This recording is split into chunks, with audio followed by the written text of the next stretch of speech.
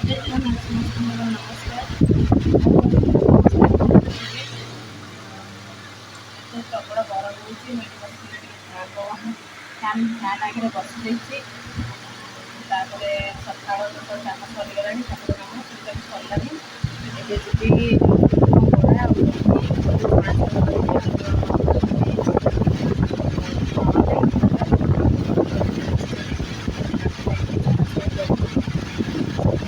ଖାଇବେ। ଆରମ୍ଭ କରିବା କାର୍ଯ୍ୟକ୍ରମ ସକାଳର।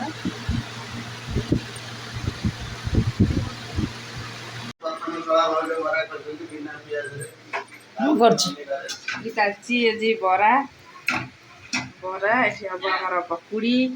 ଆଜି ତ ସକାଳୁ କୁଣିଆ ଆସିଛନ୍ତି, ସେଥିପାଇଁ ଚାଲିଛି ସବୁ ବରାକୁ ପକୁଡ଼ି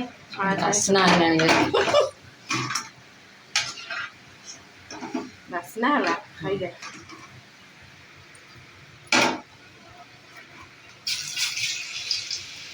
ଖାଲି ଆଳୁରେ ଇଏ ହେଉଛି, ଆଳୁ ବେସନ ପିଆଜ। କିଏ ପକୁଡ଼ି ଖାଇବ କି ନିଅ? ଆଦି କ'ଣ ଖାଉଛୁ କହ? ପକୁଡ଼ି।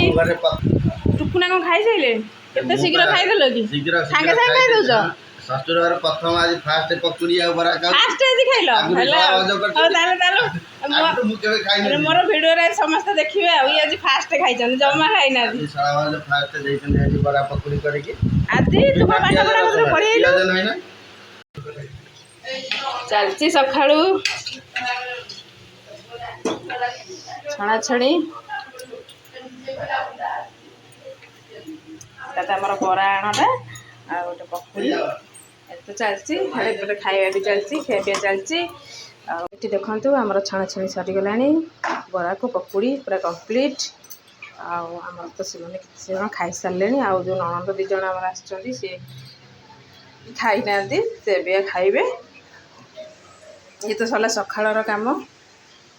ତାପରେ ଦେଖିବା କ'ଣ ଆଜି ରୋଷେଇ ସବୁ ହେବ ଦିନରେ। ଆଉ ତାପରେ ପନିପରିବା କିଛି କଟା ହେଇନି, କଟା ହେବ। ଘରେ ତ ଯେଉଁ ବନ୍ଧୁବାନ୍ଧବ ଅଛନ୍ତି, କାଲି ଯେହେତୁ ଆମର ଗୋଟେ ସ୍ପେଶିଆଲ୍ ଅଛି, ନିଶ୍ଚିତ କାଲିର ଭିଡ଼ିଓ ଦେଖେଇବି। ଏଠି ଆମେ ସମସ୍ତେ ମଜାମସ୍ତି କରୁଛୁ। ଏଠି ସମସ୍ତେ ଖାଉଛନ୍ତି, ଆମର ପକୁଡ଼ି ଖାଉଛନ୍ତି।